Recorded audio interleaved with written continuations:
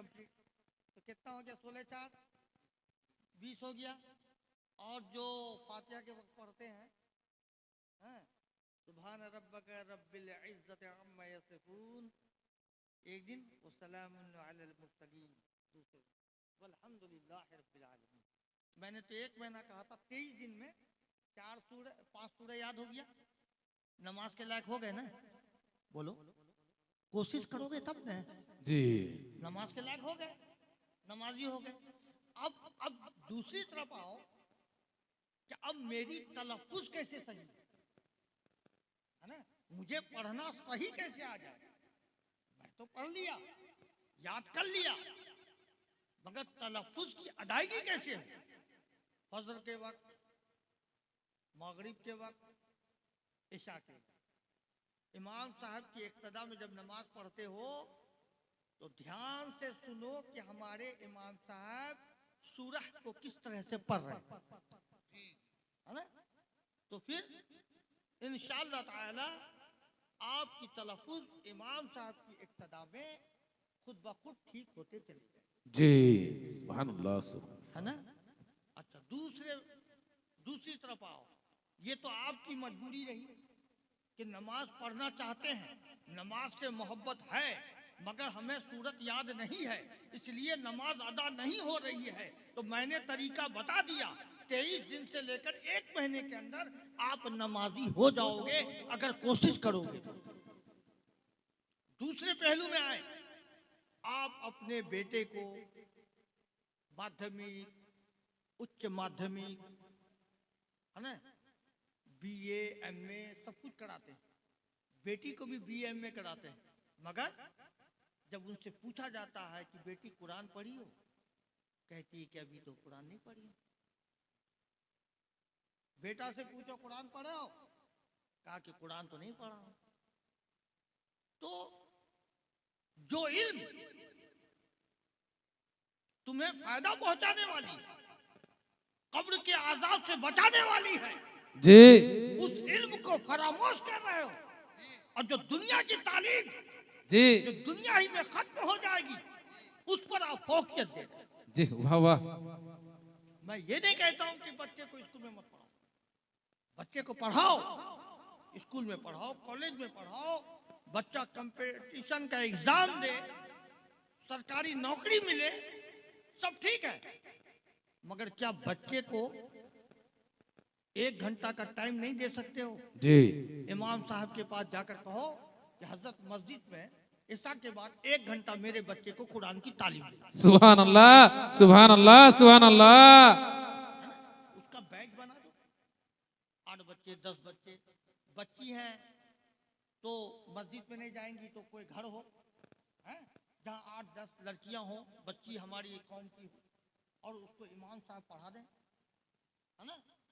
इमाम साहब कुरान की तालीम दिला दें, और बच्ची या बच्चा कॉलेज की भी पढ़ाई हो और कुरान की भी तालीम हो और नमाज का तरीका भी सीखे, और कल आप इंतकाल करोगे तो वही बच्चा खड़ा हो वाह वाह, क्या बात है। कुछ आयत और सूरत को पढ़कर आपके हक में दुआएं करेगा। सुभान अल्लाह, सुभान, नारे तकबीर, नारे रिसालत, नारे रिसालत, नारे हैदारी, उरूसे खाजा, उरूसे खाजा, नारे तकबीर, नारे रिसालत। वही बेटी अगर कुरान पढ़ना जान नहीं है, जिसका बाप इंतकाल कर गया हो, 40वां होगा, जी, आपके सुन्नी आलिम, आपके इमाम जब कलमा खानी में मिलादुल नबी करेंगे तो वही बेटी खबर देगी कि मैं 2 खत्म की हूं, ए बाबा, कि इस पर ये साले सवाब भेज दे, है ना? बेटी को पढ़ाओगे तभी तो कब्र में कुरान का सवाब पाओगे, बेटा को पढ़ाओगे वही बेटा खड़ा होकर कब्र में तुम्हारे हक में कुछ कुरान की सूरत को पढ़कर तुम्हारे हक में दुआएं करे। सुभान अल्लाह, सुभान अल्लाह। इसलिए बच्चों को, बच्चियों को कुरान की तालीम दिलाओ, खुद भी नमाज पढ़ो और बच्चे को भी नमाज की हिदायत करो, बच्चियों को भी नमाज की हिदायत करो। घर का हर फर्द नमाजी हो। हमारे सुन्नियत में एक बहुत बड़ा जरासीम है, मुरीद हो गए जन्नती हो गए। अजीब हाल है, मुरीद हो गए जन्नती हो गए। अरे सच्चा मुरीद वही है जो सिलसिला का हुक्म है उसकी तामील करे, उसकी फरमाबरदारी करे, तभी वो सच्चा मुरीद हो सकता है जी। कि मग़फ़िरत हो। कोई पीर ऐसा है बताओ तो कि मुरीद कर लिया कहे कि जाओ तुम आजाद हो गए, नमाज माफ सब माफ? जी नहीं। अरे पीर ही को नमाज माफ नहीं है तो मुरीद को कहां से? जी हक है। सुभान अल्लाह सुभान अल्लाह। है ना? पीर ही को नमाज माफ नहीं तो मुरीद को कहां से माफ होगा? है ना? पीर भी आजाद नहीं है, याद रखोगे। पीर पर और पाबंदी है। आपकी जिम्मेदारी अकेले है, पीर की जिम्मेदारी सबों के साथ है। अब पीर के ऊपर भी है, आजाद नहीं है। मेरे ऊपर भी कोई है, उनके ऊपर कोई है, उनके ऊपर कोई है। कहीं पर ख्वाजा गरीब नवाज मिलेंगे, फिर गौसे आजम मिलेंगे, तब हजरत मोहम्मद रसूलुल्लाह सल्लल्लाहु ताला अलैहि वसल्लम तक बात पहुंचे। सल्लल्लाहु अलैहि वसल्लम। मुरीद होना क्या है बोलो? मुरीद होना क्या है? वादा करना, तौबा करना, है ना? तौबा करना। मुरीद होना क्या है? तौबा करना, उस तौबे का वादा करना। क्या वादा करना? और मैं गुनाह नहीं करूंगा, और मैं खता नहीं करूंगा, मैं ईमान लाता हूं अल्लाह और अल्लाह के रसूल पर, रुजू करता हूं अल्लाह और अल्लाह के रसूल की तरफ। सब बात पीर के सामने बोल भी दिए, फिर वही धंधा जो पुराना धंधा था। समझ गए? तो इसलिए मुरीद होने का मतलब ये नहीं कि जन्नती हो गए। मुरीद होने का मतलब है कि आज से हम पाबंद हो गए। आज से हम पाबंद हो गए। किस चीज के पाबंद? किस चीज के पाबंद? पीर के पाबंद? बल्कि पीर के पाबंद नहीं, रहमत वाले रसूल के फरमान के पाबंद। सुभान अल्लाह सुभान अल्लाह सुभान अल्लाह। अल्लाह के हुक्म के पाबंद। अब ये नहीं कि आए पीर साहब को नजराना दे दिया, पीर साहब खुश हो गए तो हम जन्नती हो गए, ऐसी कोई बात नहीं। शरीयत सभी के लिए, याद रखोगे, शरीयत से किसी को छुटकारा नहीं। सही सुन्नी वो है, सही मुसलमान वो है, सही मुरीद वो है, मुरीद सादिक वो है जो शरीयत मुतहरा का पाबंद हो, दीन हक्कानियत के एक एक रुकन की पाबंदी अदा करता हो। सुभान अल्लाह सुभान अल्लाह। नारे तकबीर, नारे रिसालत, नारे रिसालत, पीरे तरीकत क़यामुद्दीन साहब की बिलो, नारे तकबीर, नारे रिसालत। आज जाओगे, जब जलसे से उठ के जाना, तो आज ये सोचना कि अल्लाह दुनिया में मैंने कितना गुनाह किया, कितना खता किया, है ना? देखो रब बहुत बड़ा मेहरबान है, याद रखोगे, रब बहुत बड़ा मेहरबान है। रब कितना मेहरबान है सुनोगे? कि अगर तुम बाप माँ की बात ना मानो, बाप से गुस्ताखी करो, तो बाप अपने घर से तुम्हें निकाल देगा। निकल जाओ मेरे घर से, चले जाओ मेरे घर से, है ना? मगर हम कितनी नाफरमानी करते हैं, मगर मेरा रब मुझे नहीं निकालता। कहाँ जाओगे? दुनिया तो रब का है, आसमान में जाओगे तो आसमान भी रब का है, समुंदर में जाओगे तो समुंदर भी खुदा का है, मगर खुदा तुम्हें निकालता नहीं है। जब अपने गुनाहों का ख्याल करते हो और जब रब की बारगाह में तौबा करते हो, तो वही मेरा रब, वही मेरा रब, वही मेरा खुदा अपने फरिश्तों को मुखातिब करता है। देखो ये मेरा बंदा गुनाहों में मबूस था, आज तौबा कर रहा है और तुम लोग गवाह रहना कि मैं इसके तौबा को कबूल करूं। सुभान अल्लाह, सुभान अल्लाह, अल्लाहु अकबर, अल्लाहु अकबर। नहीं छोड़ेंगे, नहीं छोड़ेंगे, नहीं छोड़ेंगे। अल्लाहु अकबर, नारे रिसालत। देखो, नमाज सिर्फ मर्द के लिए नहीं है, औरतों के लिए। हमारे इस्लाम की बेटियां हैं जो हमारी आवाज को सुन रही है ना? कैसी कैसी इस्लाम में नेक खातून गुजरी है। हजरत ख्वाजा हसन बसरी है ना, मुल्क शाम से चले हज करने के लिए। कितना टाइम लगा? 14 साल। 14 साल। जानते हैं क्यों? हर कदम पर 2 रिकात नफल। हजरत ख्वाजा हसन बसरी जब चले तो हर कदम पर 2 रिकात नफल। 14 साल लग गया। और जब काबा पहुंचे तो काबा गायब है। काबा गायब है। आप सोचे कि काबा गया तो गया। जब आंखें बंद की, आवाज आई कि काबा राबिया बसरिया की ज़ियारत को गया। हज़रत राबिया बसरिया ज़ईफा हैं, कमजोर हैं। रास्ते में आपकी गधी मर गई, पैदल चली आ रही लाठी के सहारे और चल न पाती। ऐ अल्लाह, मेरी ख्वाहिश है कि तेरे काबा की मैं ज़ियारत करूं और मैं लगता है कि पहुंच नहीं पाऊंगी। तो रब का हुक्म होता, राबिया घबराओ मत, तुम वहीं रहो, काबा वहीं पहुंचे। अल्लाह, सुभान अल्लाह। काबा पहुंचा। जब ख्वाजा हसन बसरी पहुंचे, कहा कि राबिया, ये क्या हंगामा मचा कर रखा है कि काबा को तुमने अपने पास बुला लिया? तो आप फरमाती, भाई हसन बसरी, मैंने हंगामा कहां मचाई? हंगामा तो तुमने मचाया है। हर हर कदम पर 2-2 रिकात नमाज़े नफल अदा करके आए हो। 14 साल लग गया, मैंने कहा हंगामा मचाई? तो ख्वाजा हसन बसरी फरमाते, राबिया, अरे तेरी कौन सी अदा है? 14 साल तो मुझे वाकई लगा हज बैतुल्लाह में पहुंचने को, मगर तेरी कौन नेकी है कि काबा तेरे सामने हो, तेरा तवाफ कर रहा है? तो हजरत राबिया बसरिया फरमाती हैं, हसन बसरी भाई, वजह है, फर्क है।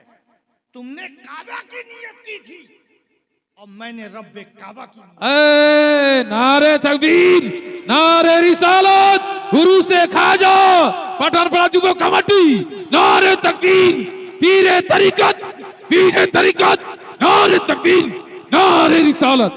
सुभान अल्लाह, सुभान अल्लाह। खाजा गरीब नवाज का उर्स मना रहे हो, है ना? मना रहे हो ना? लेकिन कोई नहीं मना पाता। आप मना रहे हो, इसका मतलब कि गरीब नवाज तुम्हें पसंद फरमा रहे हैं। हक है, हक है, हक है। वो जिसे चाहेंगे बुला लेंगे, जिसे चाहेंगे उससे फातिहा करवा देंगे, जिससे चाहेंगे अपना नारा लगवा देंगे। जी जी जी। अल्लाह ने उनको वो इख्तियार दिया है। पैठान पाड़ा ना, पैठान पाड़ा, गरीब नवाज का बड़ा करम है, बड़ा करम। हमारे सेक्रेटरी साहब आगे आइए, सेक्रेटरी साहब आगे आइए, पीछे आप क्या बैठे? सेक्रेटरी साहब और जो गांव के लोग मिलकर जो ख्वाजा गरीब नवाज का उर्स मना रहे हैं, है ना, जो उर्स मना रहे हैं, अब ख्वाजा गरीब नवाज देख रहे हैं कि नहीं? ये अकीदा है ना, यही अकीदा तो सुन्नियत, इसी अकीदे का नाम सुन्नियत। अब देखो, मिसाल देता हूं कि हजरत मखदूम अशरफ महबूब यज़दानी अपने खानका में बैठे, ठीक है, और कुछ देर के बाद अपने आसा को समझते हो, लाठी, उसको छोड़ दिए, लाठी उड़ने लगा और कुछ देर के बाद नजर से गायब हो गया। 1 घंटे के बाद वो आसा वापस आया। किसी ने पूछा कि हुजूर आपकी आशा गई कहाँ, फिर आया कैसे? कहा कि हाँ, हमारे 2 मुरीद गुवाहाटी के पहाड़ के किनारे काफिरों से जिहाद कर रहे हैं सुभान अल्लाह। और उन लोग घिर चुके थे, जान जाने की बारी आ चुकी थी और उन्होंने गुवाहाटी से आवाज लगाई या मखदूम अशरफ अल मदद, तो मैंने आशा को छोड़ा, तमाम काफिरों को घायल कर दिया। सुभान अल्लाह सुभान अल्लाह सुभान अल्लाह सुभान अल्लाह। तमाम काफिरों को घायल कर दिया, किसी के हाथ टूटे, किसी के पांव टूटे और मेरे 2 मुरीद वो महफूज हो गए। कहा कि हुजूर इसकी दलील? कहा कि हफ्ता दिन के बाद देख लेना। एक जमायत आई हफ्ते दिन के बाद गुवाहाटी से, तो देखा कि किसी का हाथ टूटा हुआ, किसी का सर फूटा हुआ, किसी का पांव लग रहा है। तो लोगों ने पूछा कि ये काफिले में जितने लोग हैं सबका यही हाल है। कहा इसकी वजह क्या है?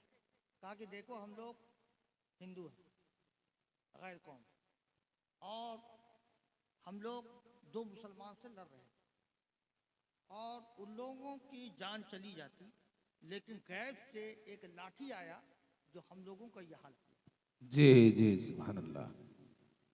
तो जब मखदूम अशरफ की ये ताकत है कि 2 मुरीद आवाज दे तो उसको वो समझ जाते हैं और उसकी वो मदद करते हैं, तो वो तो गरीब नवाज है।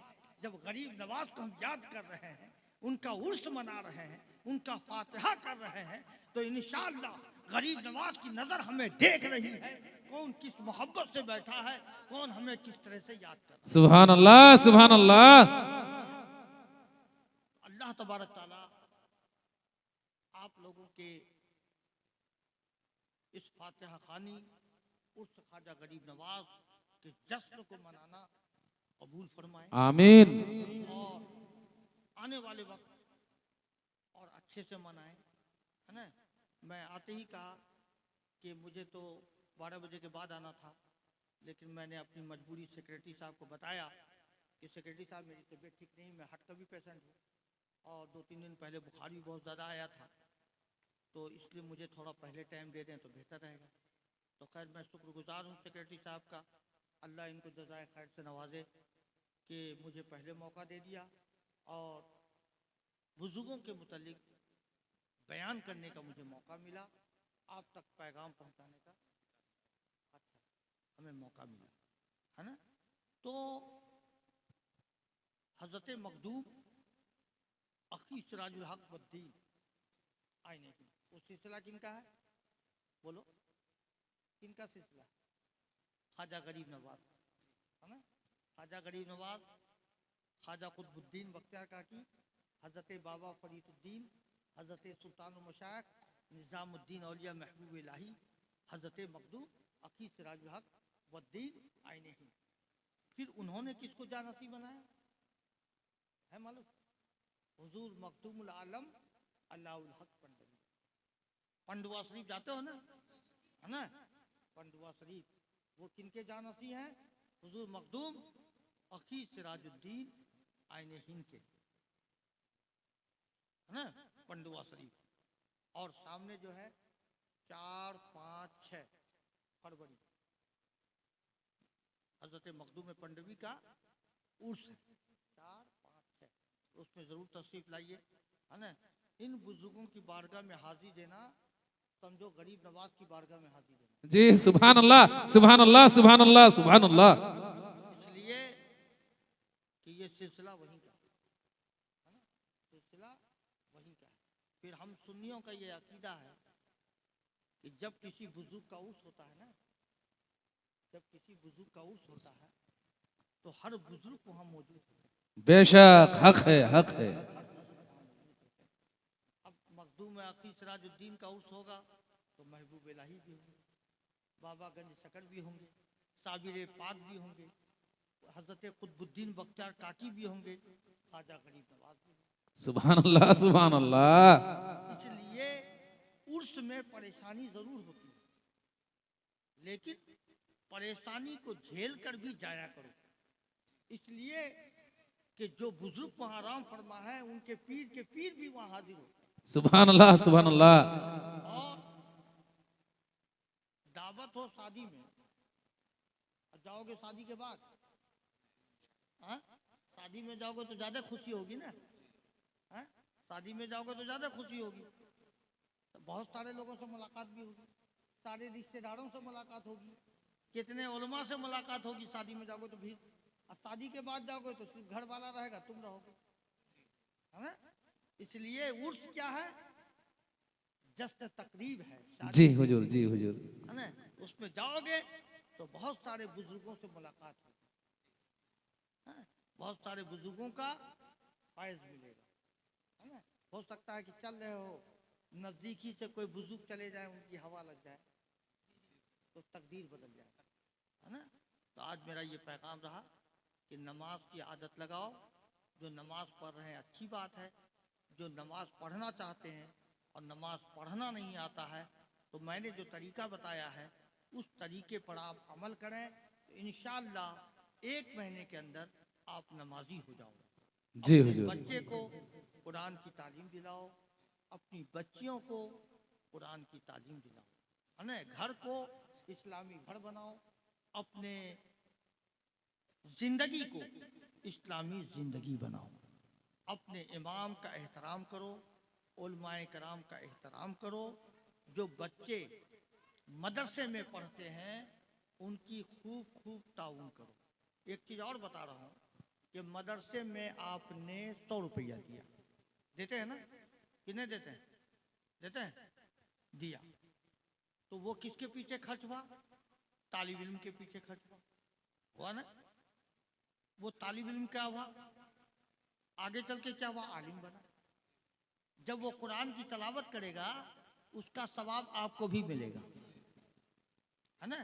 ये मदरसे में देना, किसी मदरसे में पढ़ने वाले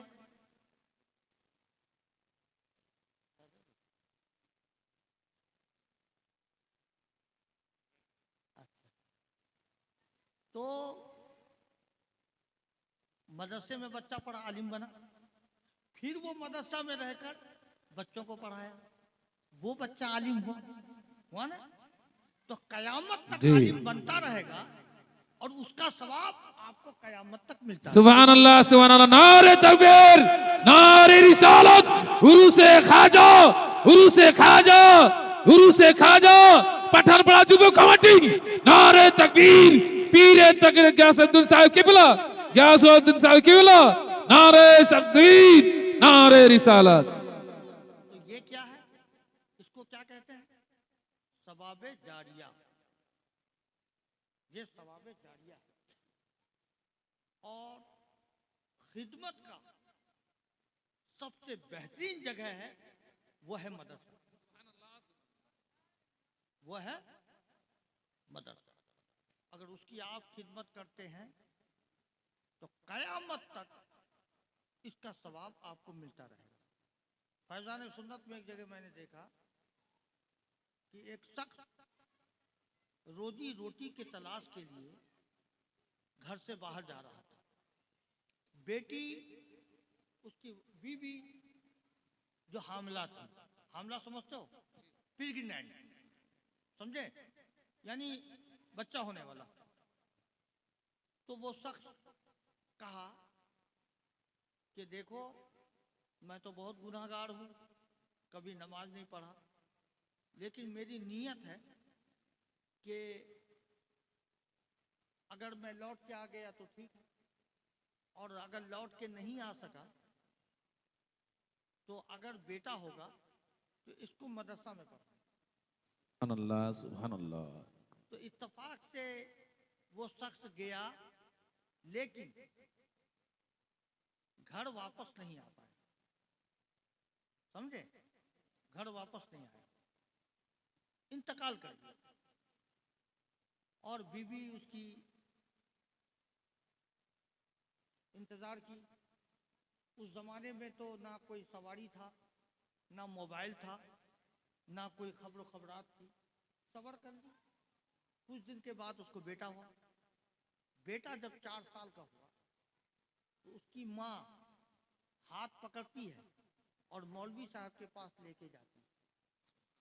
और उसका बाप जो इंतकाल किया था, क्योंकि बहुत गुनहगार था, उस पर आजाब हो रही थी। जी उस सुभान पर अल्लाह। आजाब हो रही थी, आजाब कब्र में वो मुब्तला था। समझ रहे हैं ना, आजाब हो रही थी। और जब बेटा उसका हुआ 4 साल का, उसकी माँ मौलवी साहब के पास लेके गई, कहा कि हजरत, इस बच्चे को मैं मदरसा में पढ़ाना चाहता हूँ, बिस्मिल्लाह खानी करा दीजिए। तो